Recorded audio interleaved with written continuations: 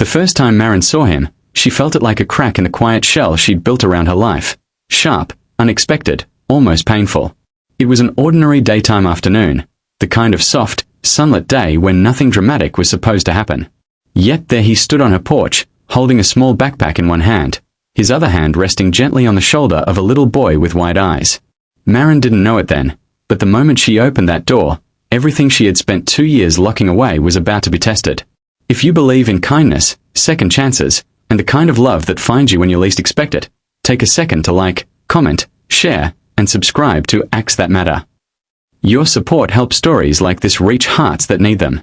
Maren Harlow had not let a man into her life for 2 years. Not into her home, not into her thoughts, not into the fragile spaces where hope used to live. People in town thought she was simply private, maybe a little reserved, the kind of woman who kept her world neat and self-contained. They saw her tending her small garden in the daytime, her hair pulled back, her expression calm, her smile polite but distant. They didn't see the way her hands sometimes trembled when she folded laundry alone. They didn't hear the silence that filled her house after dark, a silence that wasn't peaceful but heavy, like something unfinished. 2 years ago, her life had cracked open in the most humiliating way. A love she trusted had turned out to be built on promises that couldn't hold. It wasn't just heartbreak, it was betrayal, the kind that makes you question your own judgment, your own worth. She had spent months afterward moving through her days like a ghost, convincing herself that shutting the door was safer than risking another collapse. She learned how to live without leaning on anyone. She learned how to smile without meaning it. She learned how to be strong, even when strength felt like loneliness dressed up as pride. So when the knock came that afternoon, she wasn't expecting anything except maybe a package. She opened the door and saw a man about 35, his face tired but kind, with a quiet steadiness in his eyes. His hair was slightly unkempt, as if life hadn't given him much time for vanity. The little boy beside him was maybe 6, clutching the strap of his backpack like it was armor. Maren's first instinct was to retreat. Her body remembered how to close off before her mind even caught up. The man introduced himself as Callum Reese, voice low and careful, as though he didn't want to startle her. He explained he'd just moved into the rental house down the street, the one with the peeling paint and the overgrown yard. He was a single dad. His son, Jasper, had trouble adjusting to new places. Callum wasn't asking for much, just directions to the nearest school office, maybe a recommendation for a good grocery store. Simple neighbor things. But even simple things felt dangerous to Maren, because simple things were how connections began. She gave him the information quickly, politely, hoping the conversation would end. Yet something about the way Jasper looked at her, quiet, uncertain, like a child carrying more emotion than he knew how to name, made her pause. Callum thanked her, but before leaving, he hesitated. He glanced at the small wind chime hanging near her porch, the one that barely rang because Maren rarely opened the door. "This is a good street," he said softly. "Feels safe." Safe. The word landed strangely in her chest. Days passed. Daytime sunlight continued spilling across the neighborhood. Maren tried to return to her routine, but she kept noticing them. Callum mowing the yard in the morning, Jasper sitting on the steps drawing with chalk. Callum walking his son to the bus stop with the patience of someone who had learned endurance through necessity. One afternoon, Jasper's ball rolled into Maren's garden. The boy froze, as if stepping onto her property might trigger an alarm. Callum called out an apology, already moving to retrieve it. Maren surprised herself by walking over, picking up the ball, and handing it back. Jasper's eyes widened. Callum's gratitude was immediate, sincere, not exaggerated. It should have ended there. But instead, Jasper whispered a shy thank you, and Maren felt something unfamiliar, a warmth, small but real. Over the next weeks, small moments stacked up like quiet chapters. Callum waved every morning. Jasper began to smile when he saw her. Maren told herself it was harmless. Neighborly. Nothing more. But loneliness is patient. It waits for cracks. One day, a storm threatened in the distance, though the afternoon was still bright. Maren noticed Jasper sitting alone on the steps, shoulders hunched. Callum's car was gone. Without thinking too much, she walked over. Jasper looked up, eyes glassy. "Dad's at work," he murmured. "He said he'd be back soon." Maren's throat tightened. She remembered being young and waiting for someone who promised they'd return. She sat down a few feet away, keeping space between them. "Do you like drawing?" she asked gently. Jasper nodded, pulling a paper from his backpack. It was a picture of a house, a sun, and two stick figures holding hands. My mom used to be here, he said quietly, the words falling like stones. But she's not anymore. Marin didn't ask questions. She didn't push. She simply sat with him in the afternoon air, letting silence be soft instead of sharp. When Callum returned, breathless with worry, he found them sitting there, Jasper calmer, Marin holding the edge of the paper like it mattered. Callum's eyes met hers, filled with something deeper than gratitude. Thank you, he said, voice rough. You didn't have to do that. Marin almost told him she didn't know why she did. That night, she lay awake, staring at the ceiling. She realized the problem wasn't Callum. The problem was what he represented. The possibility of letting someone in. The risk of feeling again. Callum didn't force anything. He didn't show up with grand gestures or smooth words.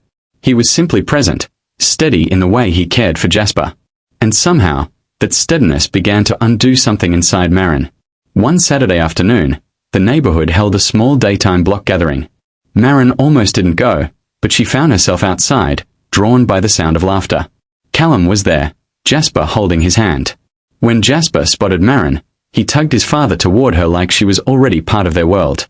Callum offered her a plate of food, simple and warm. They sat on folding chairs beneath the shade of a tree. Marin listened as Callum spoke about moving, about starting over. His wife had passed away 3 years ago, leaving him with grief and a child who needed him more than he knew how to be needed. Marin's chest tightened. Loss. Loneliness. Survival. They were speaking the same language, just with different accents. As the afternoon sun lowered, Jasper grew tired and leaned against Callum. Marin watched the tenderness in the way Callum brushed hair from his son's forehead. Something inside her cracked open. Later, when the gathering ended, Callum walked her back to her porch. The space between them felt charged with unsaid things. Marin's voice came out barely above a whisper. I haven't let a man in for 2 years. Callum didn't look surprised. He didn't look offended. He simply nodded, as if he understood the weight of that confession. I'm not here to push, he said quietly. I'm just here. The simplicity of it made her eyes burn. Days turned into months. Marin found herself cooking extra portions without realizing it, leaving small treats for Jasper, smiling more easily. Callum fixed a broken fence one morning without being asked. Jasper brought her a drawing of 3 stick figures holding hands. Marin's heart fought itself. Part of her wanted to run. Part of her wanted to stay. The true test came one afternoon when Marin received a call from her past, a voice she hadn't heard in 2 years, the man who had shattered her trust. He wanted to talk, to explain, to reopen wounds she had stitched shut. Her hands trembled as she hung up. The old fear rushed back like a flood. Without thinking, she walked outside.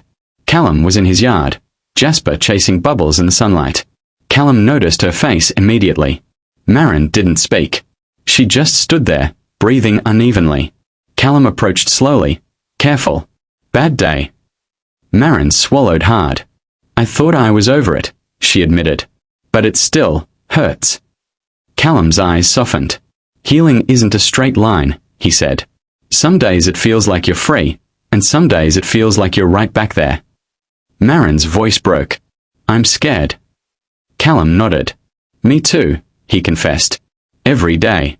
But Jasper, he reminds me that love is worth the fear. Jasper ran up then, holding a bubble wand like a trophy. Miss Marin, look. Marin managed a smile, kneeling slightly. Jasper's laughter was bright, uncomplicated.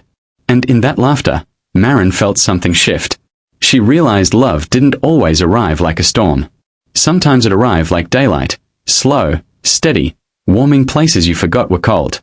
Near the end of summer, Callum invited her over for dinner. It was nothing fancy, just pasta, sunlight still lingering through the kitchen window. Jasper talked excitedly about school.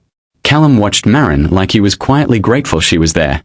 After Jasper fell asleep on the couch, Callum and Marin stood in the doorway, the house hushed.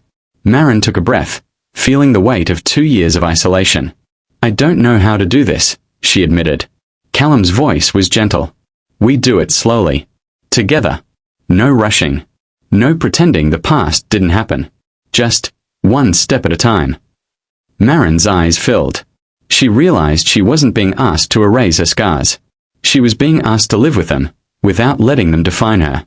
And for the first time in 2 years, she let herself lean forward, closing the distance, not with desperation, but with trust. It wasn't a dramatic rescue. It wasn't a perfect fairy tale. It was two wounded people choosing, in the brightness of an ordinary day, to try again. As the months went on, Marin's home filled with small sounds, Jasper's laughter, Callum's voice, the wind chime finally ringing. She didn't forget her pain, but it no longer controlled her. Because sometimes, the life that changes you doesn't come crashing in. Sometimes it knocks softly, holding a child's hand, asking only for a chance. And if this story touched your heart, if it reminded you that kindness and second chances still matter, please take a moment to like, comment, and share this video. Your engagement helps keep these stories alive for others who may need hope. Special request: comment below the word hope if you believe love can find you again, even after heartbreak. Marin once whispered she hadn't let a man in for 2 years. But the day a single dad entered her life, she learned something powerful. Love doesn't demand you be unbroken. It simply asks you to open the door, just a little, and let the light return.